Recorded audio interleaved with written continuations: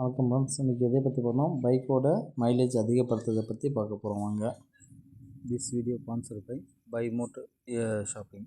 இவங்க இந்த பைமோட் என்ன பண்ணுறாங்கன்னா, நமக்கு வீட்டுக்கு தேவையான மளிகை பொருள், வீட்டுக்கு தேவையான எலக்ட்ரானிக் ஐட்டம், வீட்டுக்கு தேவையான அத்தனை ஐட்டமும் இவங்க ஷாப்பிங் பண்ணிக்கலாம் இந்த பைமோட்டில். இது எப்படின்னா, நம்ம மொபைல் ஆப் மூலிமா இதை நம்ம யூஸ் பண்ணிக்கலாம். ஓகேவா? மொபைலில் ரிஜிஸ்டர் பண்ணி யூஸ் பண்ணிக்கலாம் நம்ம. வணக்கம் ஃப்ரெண்ட்ஸ், இன்றைக்கி நம்ம எதை பற்றி பார்க்க போகிறோம்னா, இது என்னோடய வண்டி. இந்த வண்டி பார்த்தோன்னா ரீசெண்டாக தான் சர்வீஸ் கொடுத்தேன். ஓகே, இன்ஜின் பார்த்தோன்னா போர் போயிடுச்சுன்னு சொல்லிவிட்டு இது பண்ணுறதுக்காக சர்வீஸ் கொடுத்தேன். சர்வீஸ் கொடுத்ததுலேருந்து பார்த்தோன்னா அவங்க சர்வீஸ் முடித்து கொடுத்தாங்க ஒரு 2 நாள் கழிச்சிட்டு. அப்போ வண்டி ஸ்டார்ட் பண்ணாங்களான்னா ரேஸ் அதிகமாக இருக்குது, ஹைலிங். ஓகே, அவங்க போட்டு காட்டுறேன்.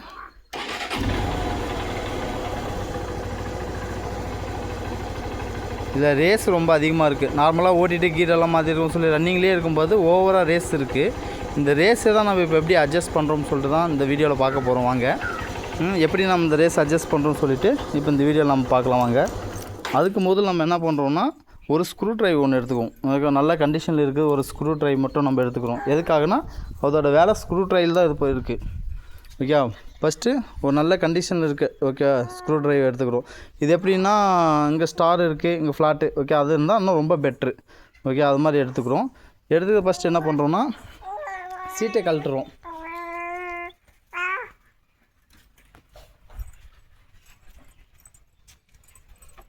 மூலம் இதோட சீட்டை கழட்டிக்கிறோம்.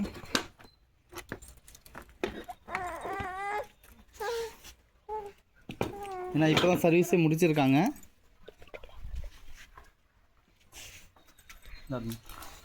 சீட்டை கழிச்சிட்டு பார்த்தோன்னா, இந்த வண்டிக்கு கார்பரேட்ரு இங்கே உள்ளே இருக்குது. ஓகேவா? கார்பரேட்டர் உள்ளே இருக்குது. நம்ம அதில் தான் அட்ஜஸ்ட் பண்ண போகிறோம். அப்படியே இதை திறக்காமல் எதுவும் இது பண்ண முடியாது. அதுக்காக முதல்ல நம்ம இதை ஓப்பன் பண்ண போகிறோம்.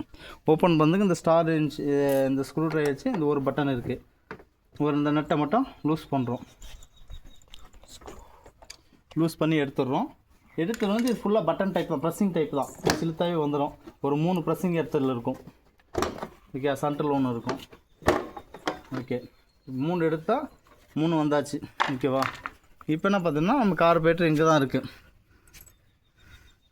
இந்த இதுதான். இதில் பார்த்தீங்கன்னா 2 சுவிட்ச் இருக்கும். ஒன்று வந்து இங்கே கீழே இருக்க பாருங்கள். இந்த கீழே இருக்குது தான் ஃபியூல் அட்ஜஸ்ட்மெண்ட். ஓகேவா? இந்த ஃபியூல் அட்ஜஸ்ட்மெண்ட்டு இது வந்து ஐலைனர். ஓகேவா? ஐடியல் சுவிட்சுன்னு சொல்லுவாங்க. இது ஃபியூல் சுவிட்சு, இது ஐடியல் சுவிட்ச் மாதிரி. இது வந்து பார்த்தோன்னா ஃபியூல் வந்து நம்ம கார்பரேட்டர்லேருந்து யாரும் ஃபியூலும் கரெக்டாக போகிறதுக்காக இதை அட்ஜஸ்ட் பண்ணுறது. ஓகேவா? இது வந்து பார்த்தோன்னா பிராஸில் இருக்கும். இது அதிகமாக நம்ம இது யூஸ் பண்ணக்கூடாது. இது கரெக்டாக ஃபிக்ஸ் பண்ணி வச்சுருப்பாங்க. நமக்கு வந்து பார்த்தோன்னா இங்கேருந்து அந்த ஐடியல் சுவிட்ச் தான் போகும். அதுக்காக இந்த ஸ்டார் வந்து ஃப்ளாட்டாக மாற்றுறோம். ஓகே, ஃப்ளாட்டுக்கு மாற்றிட்டோம். ஓகே, அந்த ஃப்ளாட்டை மாற்ற சொல்லி இந்த இடத்துல தான். ஓகேவா? இந்த சுவிட்சை தான் நம்ம வந்து அட்ஜஸ்ட் பண்ண போகிறோம். அது கிளாக் வைஸாக ஆன்டி கிளாக் வைஸாக நம்ம இது செக் பண்ண சொல்லி உங்களுக்கே தெரியும். இதுங்க வண்டி ஸ்டார்ட் பண்ணிக்கலாம்.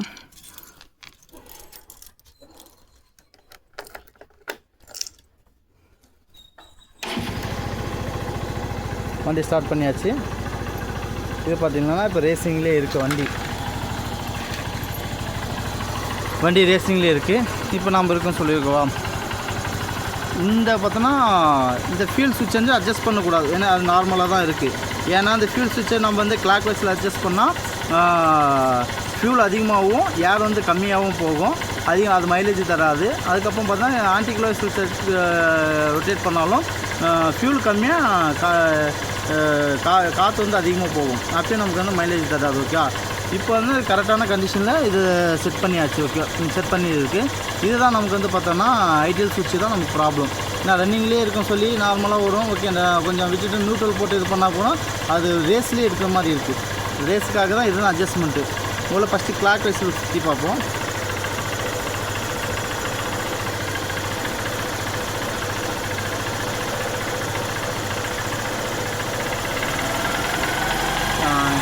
கிளாக் வைஸில் சுற்றினா ரேஸ் அதிகமாக ஆகிட்டுருக்கு. ஓகேவா? இப்போ வந்து நம்ம வந்து ரேஸ் கம்மி தான் பண்ண போகிறோம். ஓகேவா? அதனால் ஆன்டி கிளாக் வைஸில் நம்ம சுற்றிக்கணும். கரெக்டாக வச்சுக்கணும் நம்ம தேவையான அளவுக்கு.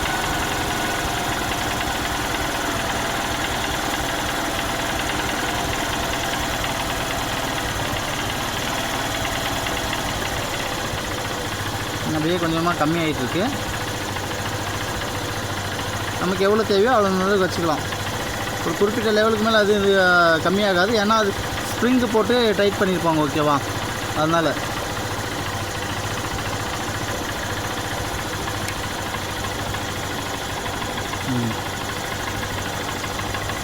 இப்போ நமக்கு கரெக்டாக ஐடியல் வந்து ரொம்ப ரேசிங் இல்லாமல் ஒரு நார்மலாக தான் இருக்குது. இப்போ வந்து செக் பண்ணி பார்ப்போம்.